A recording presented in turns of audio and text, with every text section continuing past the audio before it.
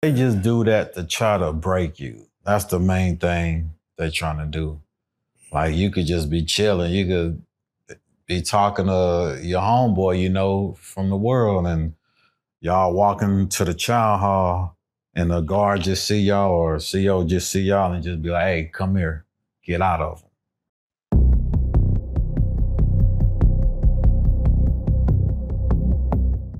Prison Stories 101, man. We back with another one, man. We got my man Mo in the building, man. First and foremost, man, how you doing? Man, I'm doing blessed.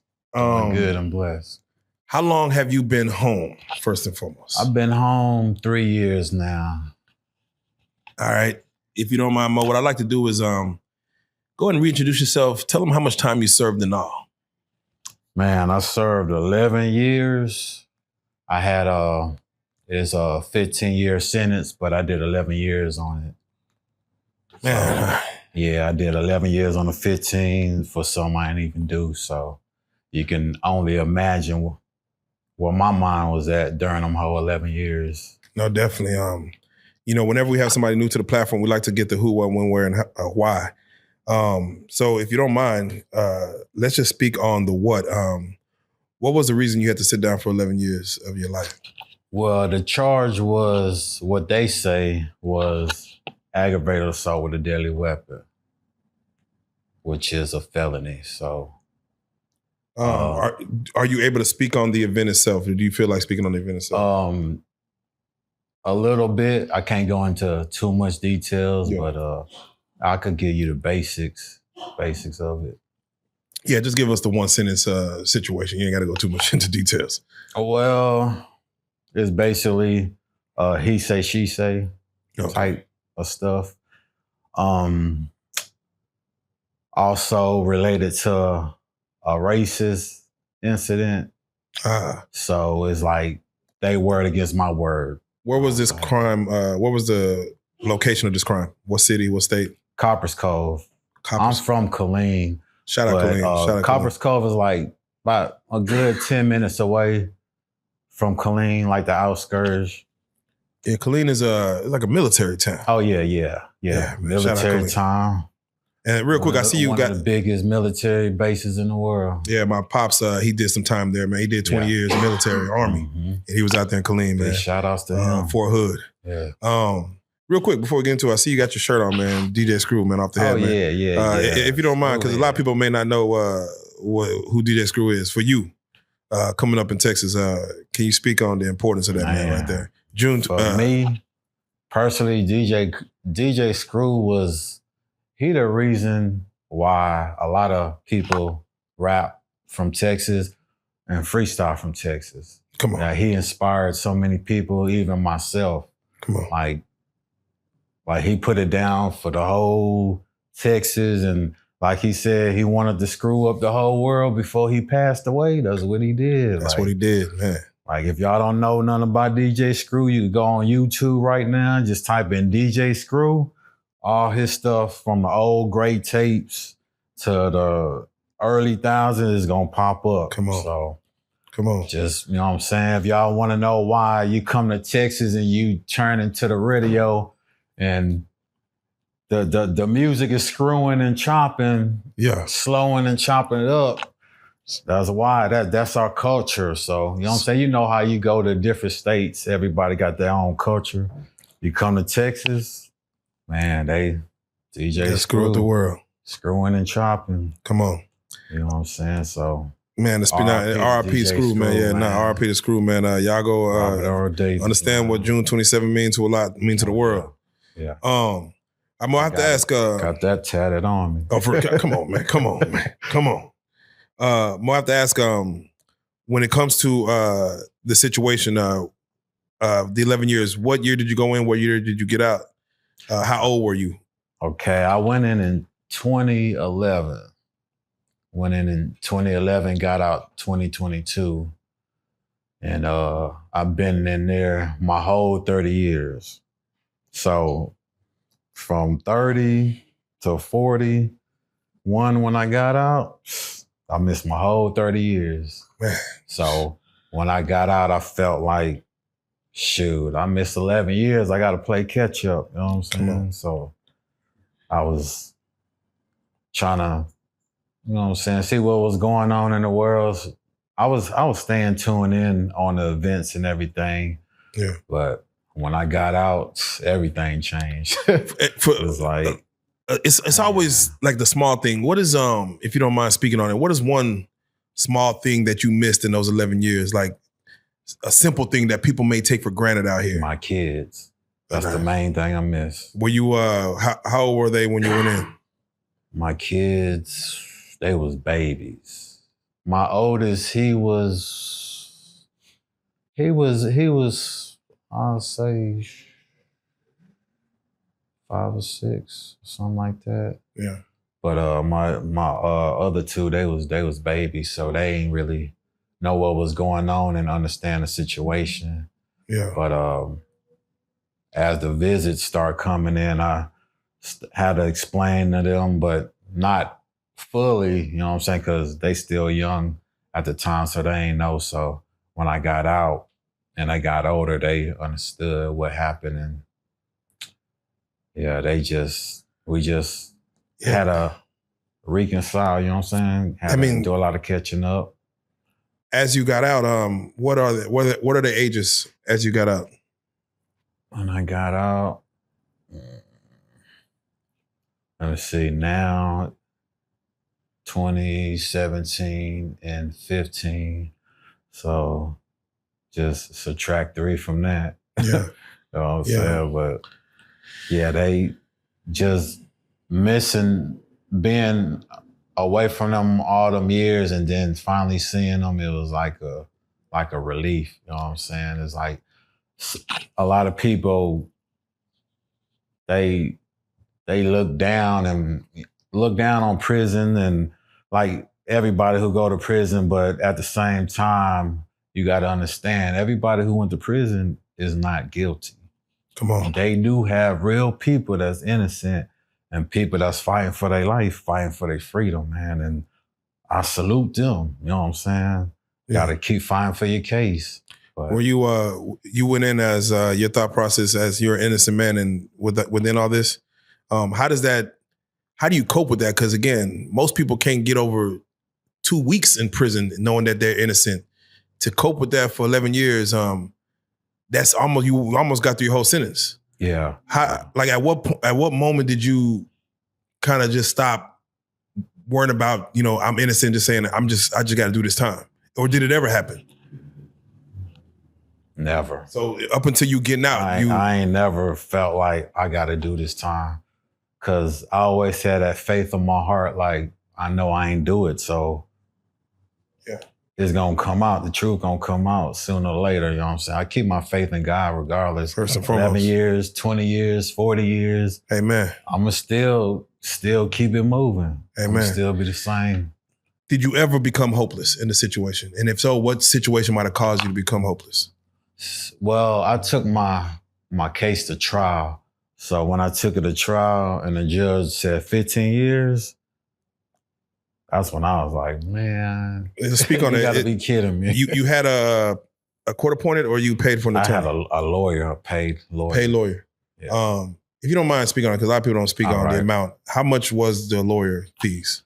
Oh man, thousands.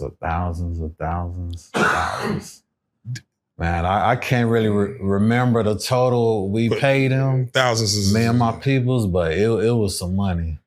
Do you feel like money? He did like 5 or 6 stacks. Do you feel like he did a good job based on what was put in front of him? He did all right, but he could have did better. He could have did a whole lot better. So as the trial concluded, you felt like a lot of meat was still left on the bone of this trial. Oh yeah. I felt like it's a whole lot of stuff he could have said, could have filed different motions and changed your venues. All this is in the law library. So were you out on bond or were you? I was sitting the whole time. So I went to county jail for I want to say 8 months. And they finally was like, look, man, we just gonna offer you 7 years. I was like, man, I'm not signing nothing. If I ain't do nothing, I'm not gonna sign nothing. This is state. Yeah, yes, sir. So like, I say about 3 or 4 days later, they came back to me. Well, we offering you 10 years now. I'm like, okay, if I ain't signed for the 7, what make you think I'm gonna sign for the 10? And why you keep going higher? I'm not signing for nothing. And they was like, well, the only option we could do was take it to trial. So I talked to my lawyer about it. He agreed with it. He said, look, man, they ain't even got no evidence on you. So let's take it to trial. You finna come home anyway. I was like, cool. So I put my trust in my lawyer, like most people do. And we went to trial. Went to trial for 4 days, and that last day, man, that last day was rough. Damn. That last day was rough. Speak on the last day, because that's what you mean, like closing arguments. Yes, yeah. Did the prosecution, from what you saw, do a better job of like trying to paint a picture of who they feel you are? Well, they try to paint a picture and put so many so-called witnesses on the stand who was never at the scene at the time. So it was just like they word against my word. So it's crazy, like, especially if you don't know the law and you end up in a situation like that. As soon as you get in a situation like that, you need to start studying that law, man, because a lot of people that's doing time right now, they can get out, but they feel like they can't get out because they ain't putting the work in. If you put the work in, you could get out. There's loopholes and everything, especially nowadays. Damn. Especially nowadays. Yeah, with all this stuff going on. What was you said you were, what age when you went in? This was in the summertime, so I was 29 at the time. Did you have knowledge of law, like of the way law works? Nope, because I ain't never been in prison before, so I ain't never thought about picking up a law book or anything like that. Damn. Yeah, I ain't really start hitting a law library till like, I say like my 4th month in county. Damn. Yeah, this old school dude, he was lacing me up and telling me a lot of stuff. And I was like, man, I'm gonna just fight for it. I ain't got no choice. You know what I'm saying? Whether I innocent or not, I'm still gonna fight for it because shoot, my freedom on the line, you know what I'm saying? So once reality hit in, you know, your freedom on the line and you think about your kids and your peoples and your family. Man. Once the judge, is this a white judge or? Yeah. White judge. Once the white judge tell you 15 years, are you even comprehending what, like at the age you are, like, are you comprehending like, damn, you just got, my 30s is done. I mean, it's not a life sentence, but are you comprehending what 15 years is at the time? Nah, it ain't even hit me yet. It ain't hit me till I went back into that cell. Oof. When I went back into that cell, after they dressed me in the back in the jail clothes and went back in the cell, and our cell door closed, that's when it hit me. Yeah, a lot, again, we do this to educate people. A lot of people don't know what that feeling is of one moment you was able to walk around free, walk out your room door, go to the mall, go to the store, just walk out and just shout in the sky and come back in. And there's a situation where now you got this cell door closing and you cannot no longer do what you want to do. You on someone else's time for years.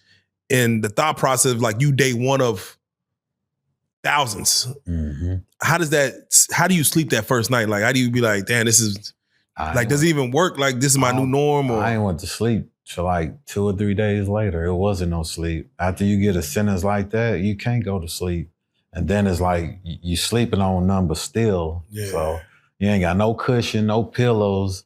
The cell is freezing. So it's like, you ain't got no choice but to take it. You gonna roll with the punches or just fall? A lot of people say they don't wish jail on their worst enemy. I mean, or they don't wish prison on. Yeah, me neither. You get it now. I won't wish prison on a person who did this to me. Damn. I still don't hate them. Damn. They know what they did. They're going to have to deal with it one day. Karma will come. Answer to God about it. But like, I done forgave them. I'm moving on with my life. So, you know what I'm saying? I just let God handle that. Where'd you serve your time? I've been to, most of my time, I've been a boy unit, but before that, you know, you go through a whole bunch of transfers and you go to, I went to Buster Cove for the transfer. I went to Gurney, Butt Naked Gurney. There's a lot of people don't know what that means. That's, but yeah. I went is it really, again, I done heard it 3 times, 4 times, that Butt Naked Gurney, they make you get naked just to kind of, to break you. Others I heard they say it's really for safety. What do you feel? Like, is it like they just do that to try to break you. That's the main thing they're trying to do. Like, you could just be chilling. You could be talking to your homeboy, you know, from the world, and y'all walking to the chow hall and the guard just see y'all or CO just see y'all and just be like, hey, come here, get out of them. You got to get out of them in front of everybody. Wait. Naked. So they've been doing that so much that where Butt Naked Gurney come from. Hold on, wait. I've heard that terminology each time, get out of them. Is it? It's almost like they teach that to like, this is what you got to say. Like, there's no other terminology except get out of them. Basically, they got their own language. That's fucking crazy. Just like you think to say something else, but like, you the 4th person that said get out of them. Like, that's fucked. And a lot of people, like, when they knew, they look at them like, man, I'm not finna. You better get out of them, or that's the case. So you ain't got no choice. Either you gonna buck and get that case, or you gonna get out of them. Man, damn. Smart thing to do is just get out of them. Get it over with. Does the inmate tell you? Because as a person who's brand new, I can see them saying, nah, I ain't doing that. But what happens to a man who doesn't do that? You get cases, and cases comes with, you lose like privileges, commissary, going out the rec, phone visits, all that. So if you got family and you want to stay in contact with them, you ain't gonna do nothing to get no case or try to get no case. So best thing to do is just stay out the way. Even if the laws mess with you. Be low key is the best way to go. Yeah, stay out the way. They say one of the main things in prison you got to do is mind your business. Got to. What does that mean technically when they say mind your business? Gotta. If it don't involve you, don't say nothing. Even if you see something, you ain't seen nothing. Just keep on walking. If you walking in the hallway, don't look in nobody's cell. Just mind your business. You know what I'm saying? You can't ask no questions. Like, hey, what happened? Nope. Like, even if they say curiosity kills the cat, but the nigga curiosity might kill some other shit if you get to. Yeah. So it's like you can see something, but just keep on going. Just keep on going. You can see a CO doing something. Just keep on going. You know what I'm saying? Damn. So information COs isn't power. Don't like snitches either. So yeah, I'm about to say, so information isn't power. Some people be like, I'm gonna just gather information. I'm gonna use it to my benefit. But it's better to not even have the information. Like, I don't know nothing. I'm just, I'm low key. I'm just. Yeah, staying out the way. God damn. Yeah. All right, so let's go and do it, man. What would you say is probably for you the worst couple of things that you probably saw while you was in there? Let's start with that surface level. Man, I've seen a bunch of stuff. Something that maybe the outside world may not believe goes on in the goddamn prison. Man, I done seen dudes getting shanked. I done seen a dude get hit in the head with a fan motor. Oh, man. There's a bunch of stuff be happening. Like, people commit suicide because they can't take it no more. One of my homies, I ain't gonna say his name, but we was just coming from chow, and they said he was trying to escape. So he tried to jump over the fence and everything and fell, broke his leg. And I'm like, come on, man. So it hurt me at the time because I'm like, dang, man, if I knew he was going through some or had that thought process in his mind, I would have, you know what I'm saying, chopped it up with him, talked to him about it before he made a decision like that, because I don't even think he had that much time. But it's just crazy how you see stuff like that and you be like, dang, man. You just gotta you deal with it. Whether someone getting shanked, someone get hit, for you personally, because again, I don't know how much violence you saw prior to going into the prison. Is there anything that one particular situation that stayed with you mentally? Like that's that image of that, like, man, it just kind of fucked me up. It's like you just get numb. Yeah, but I say, you just get numb. Like I heard somebody came in and said they got to the point where they started laughing at somebody's demise or somebody getting stabbed or shanked or hit in the head. Like it got to the point where it was entertainment. Nah, it was never entertainment to me. When I see stuff like that, I'm not finna. Nah, it's just like, man, you see it so often. It's just like that's a part of prison. So it's like how people in the world put their uniform on and go to work every day. When you're in prison, you gonna see a lot of violence. So it's like you just got to get used to it.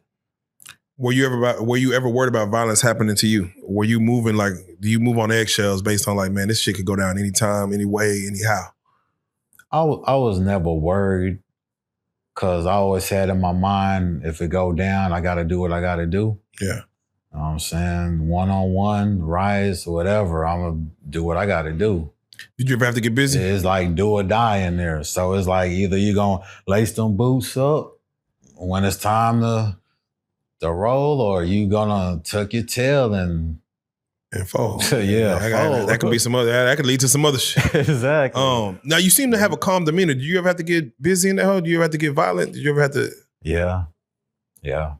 I'm laid back, but up until the point. Once somebody cross that line. Can you speak on a situation that might have took it to the level? I mean, it's been a couple of times that I had to take it to that level. It's mostly like cellies. Most of my fights is from my cellies. Like some they done did or they done disrespected you in a way, or it was a miscommunication and y'all both had it in your mind like, hey, at the count time, when the COs leave, we got to get this. Damn. The door's closed. Ain't no running out of here or nothing. Yeah. So, and it's after that, it's respect. Afterwards, it's a handshake. Like, all right, we got busy. All right, cool. We good again. On what was the beef about?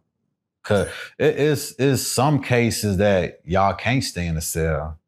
Like, either you gonna smash him out or he gonna smash you out. Yeah, I don't see no person losing a fight just saying, all right, bet you got it. Like, nah, we kind of gotta, nah. Yeah. Yeah. Damn. You do got some people that be like, all right, you know what I'm saying? You got it. But I mean, 9 times out of 10 fights in there, it just be over miscommunication. Be over something small. How does it work for, a lot of people that we have are doing this prison stories. I ain't had no small dude, like no 5'6" and below dude. How does it work for dudes that come in like he just looks small, like a little small, like, some niggas come in like 17, 18 to state prison, and some dudes may look like a $110, 5'4", like nothing. Like, how does it work for them? Like shoot, man, I done seen people 100 pounds soaking wet, knocking people out. That's 300 pounds. Nigga, you know what I'm saying? All that muscle don't mean nothing, man. They just do that to try to impress the COs or whatever. You know what I'm saying? They got going on. But man, shoot, it'd be the short dudes is the ones you want on your side. God damn. They gonna ride with you. Yeah, no, shout out my guy Bam Bam. They call him the 4'11 giant. They say he about 4'11, and they say he was handling business in Angola. Yeah. And I'm like, it's hard for me to picture, but I guess you just got to be there. I mean, because I'm like, I can't see it, but the right blow, David can take out Goliath, I guess. I don't know. Yeah, most definitely. With that being said, you did state, and I had asked the question a little earlier, but I'm just curious. Do Do you ever feel there was any like paranormal activity going on in prison, man? Like as far as the spots you was in, when I say paranormal activity, I mean like you feel like there's ghosts behind them walls. Like, man, like some niggas died out here and they souls still move around this mom. Yeah. Yeah. It could play with your mind a little bit, but you just gotta be strong. Like, gotta be strong. Who held you down while you was in there? My peoples. Big shout outs to them. They hold it down the whole 11 years. Win, lose, or draw. Never missed a phone call. Always wrote the letters. Always had money on the books.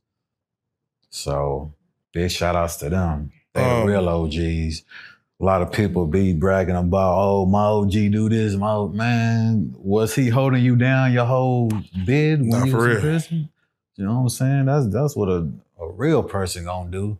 They gonna hold you down the whole time. That's real. How about you had 3 kids? How about were all the same mother or 3 different mothers? 2 different mothers. 2 different mothers.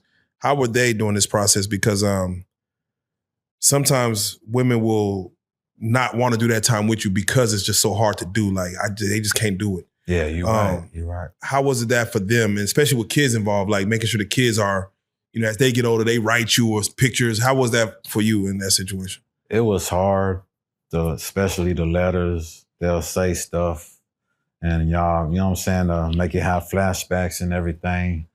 It was hard, but the letters is what keep you going. Okay. They keeping you up to date of what they got going on in their life, which you need to know. So that I've heard it 2 different ways. I've heard situations where those letters, whether someone told me like one picture could get somebody through like maybe a couple of weeks just of like, oh man. And then I've heard other people say like they rather disconnect from the outside world because it's just too hard to do the time worrying about what's going on the outside. For you, I'm assuming it's the latter, it's the former. As far as those pictures, those letters. Yeah. I look forward. You look. That makes the time go by quicker. I'm assuming, especially when you get them letters and them pictures every week. That's what motivated me. Yeah. Okay. So seeing their faces motivated me. And this is to everyone who has partners in lockdown right now, because some partners don't even want to call you, talk to you, send you nothing. How important is it for like just even a big ass hi or ha coming in the mail? Like how that gets somebody through like, that nigga funny. I'm whoop the whoop. It only takes 5 seconds to write 3 words. Come on. And just send it in the mail. Man. You ain't got to write no whole scripture and paragraphs and write a whole Bible. No, it's like one sentence get through a lot. Because a lot of people don't know what inmates go through in prison, where they mind at, mentally, spiritually, physically. Like, there's a lot of stuff that go on that it could play with your mind, and you could write somebody and really want to hear from them and want them to reach back out to you. And if they don't do it, you like, dang, we did all this together before I got locked up and you don't even, dang, come on, man. But we supposed to be partners. We supposed to be homeboys. We supposed to be, you know what I'm saying, ride or die. Come on. But they see what's real when they get behind them walls. That's crazy. That's to everybody, man. Like, it's some real people out there, don't get me wrong, but people that be bragging about, hey, if you ever get locked up, I'm going to do this for you, I'm going to do that for you. I'm going to hold them down. Exactly. They ain't going to need for nothing. As soon as you get locked up, that's when reality hit. That's when you're going to see where the love at, where the real people at, and then you're going to see where the fake people at. Let me ask you, what's more important to you? You do 11 years. If your partner was to put $1,000 on your book right when you go in, or if he was to put $20 every other week for the whole sentence, which one would resonate more with you? It really ain't the money to me. I mean, I'd rather I'm just right. That's what I'm saying. Yeah, some people think the money could. Yeah, the money's the love. I'd rather I'm just right, and I'm good with that. Damn, that's real. Damn, that's real. I only say it because, the free world people do complain about the phone calls and, it cost me this. Or like you saying, like, it don't take much. But I did hear that, and like, I'm going to speak on your hustle, but stamps is a real big thing in prison. Like, stamps is like, that's like real currency in there. Yeah. Can you speak on that? Because I didn't know that was a thing. I didn't know like stamps was like, I learned as I go. So I'm like, is it for writing letters? Is it for like getting letters off? Yeah, it's for writing letters, pen pals, all type of stuff. Yeah. And them stamps play a part, especially if you go on lockdown. You gotta have them stamps. Because you get bored in there, so you don't want to reach out to some people and let your time go a little faster. So them letters play a part, them stamps play a part. What did you have any hustles while you was in there? I was working in the field squad for like a year and a half. And I got out of that because I back was messed up and everything. And did the field squad mess up your back? Nah, it was messed up before I got to the field squad. Damn, so they for a car wreck. Yeah, so wait. Before I even got locked up. So let me ask you. They still having me go to the fields. I'm like, I'm about to say, let me ask you, because back and everything. Let me ask you, because this is like, these are things that I don't even think about. Because like, mind you, even me, I wear contacts, right? And I'm like, I don't even know if a nigga like me go to prison, they even care about like your prescription, or we're gonna give you whatever. Here's some glasses, nigga. Like, good luck. To have a back injury, you go in there and they gonna put you in the field. Can you, like, you can't complain or show no kind of paperwork that like, I can't do this work? I mean, you could show paperwork. You could get some paperwork back from the world to have your people send it in that shows whatever your medical condition in, but it's still up to them to approve it. It got to be like something serious. Okay. And if it ain't serious to them, they gonna be like, man, ain't nothing wrong with you. You can go out there and do what everybody else doing. Goddamn. Yeah. Goddamn. All right. With that being said, what are, if you don't mind giving us, like, what are 3 rules that you feel an inmate who ain't never been in the system, for them to get through their time, get home and, hopefully skate through without any major issues? What are 3 rules that you feel like an inmate should live by once he gets in there and, again, he's brand new to prison? Just number 1, mind your business. Number 2, no snitching. Even if you feel like, oh shoot, they gonna there's a lot of times COs throw that, we're gonna give you 10 more years if you don't tell us what this dude, and don't snitch at all. That really should be the main one. And number 3, man, find you a schedule that's gonna keep you busy. Like if you like to work out every day or whatever you like to do, whatever talent you got or skills, man, put that in motion while you in there.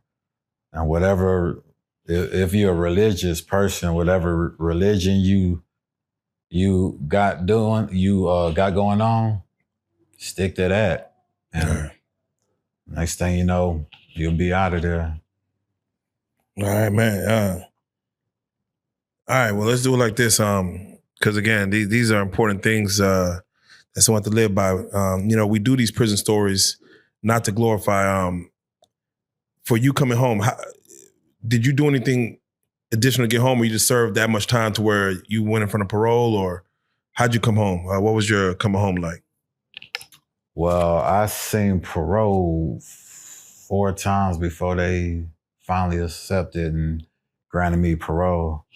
But 4 times. Yeah. Could you say, what do you feel like was the first 3 times or 4 times prior? What do you feel you did wrong? Maybe you didn't articulate. Was it something you was doing that they was watching, saying like, yeah, he ain't ready? You can have a clean record the whole time. You in county jail, in prison. If they want to give you a year set off, 2 years set off, 3, whatever, they can still do it. Yeah. And they was giving me 1 year set offs every single year. I was seeing parole once a year. After I did half of my time, which was 7.5.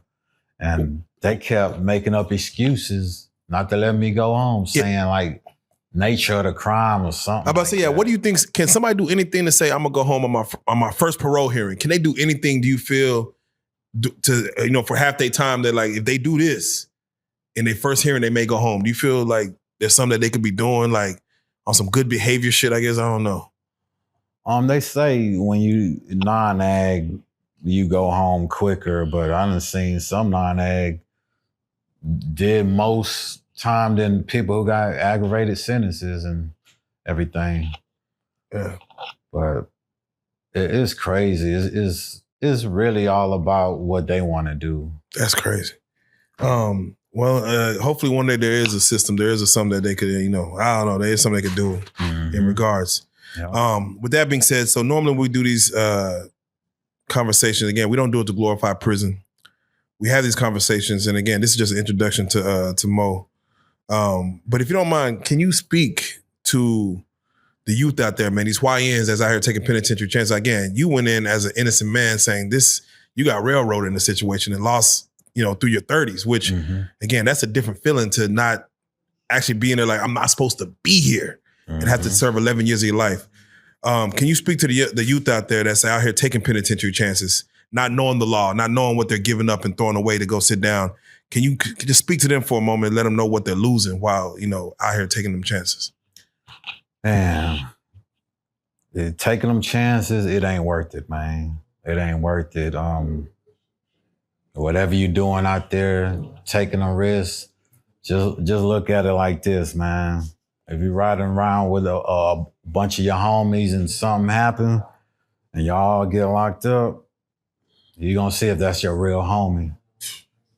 Even females, you could be doing some activities with a bunch of females and y'all all get locked up, or you get locked up and they stay free.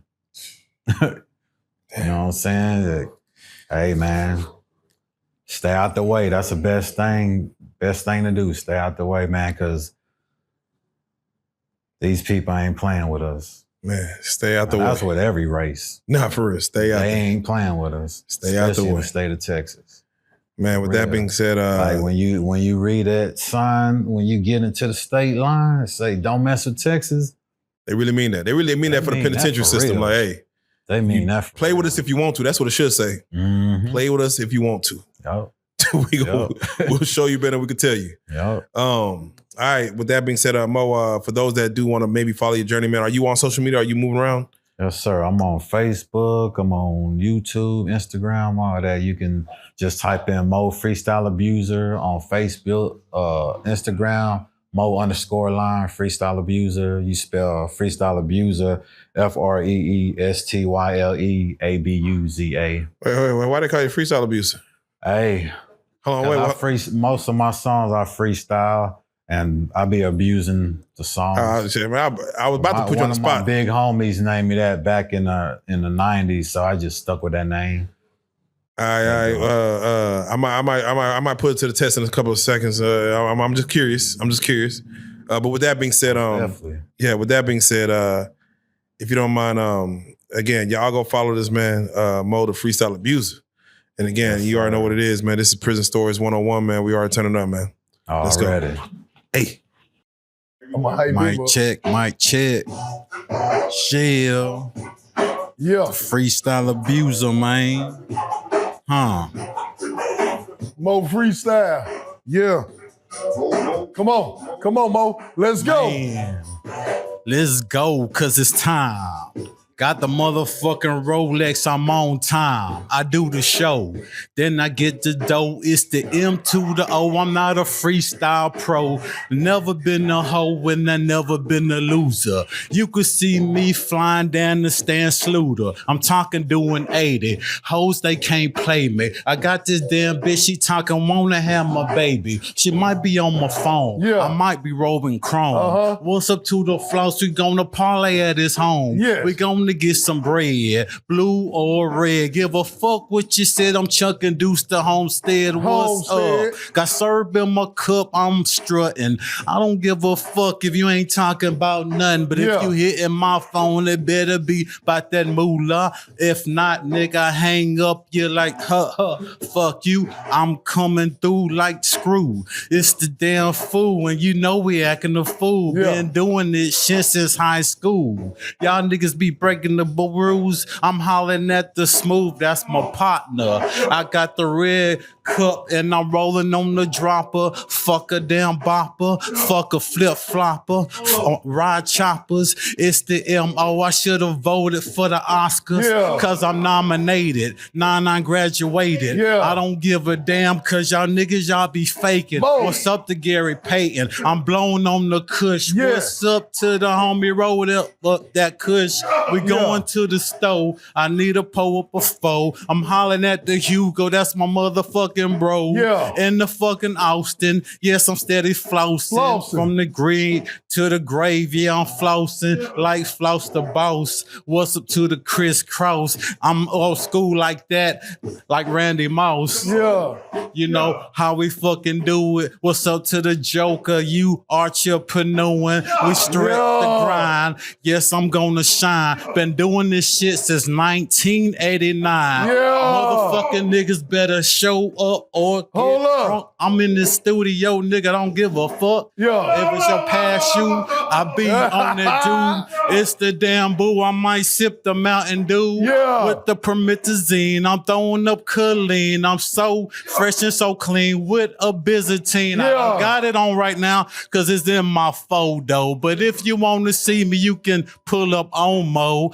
Ask me for a show. A promo, but you can let me listen to your demo, and I'ma tell you the truth, and I'ma tell you what's real. If you ain't got Diamonds Grill, you still could be real. You don't need all that shit to be a fucking superstar. I am who I am, and I sip on bar. RP to Big Mo, RP to DJ Screw, Fat Pack and Big Hall. You know what we do. We Texas boys. We making all the noise. I pop trunk 4 times and chunk the deuce like Pastor Troy. Mo yo, man. Freestyle abuser, man. Mo yo, man.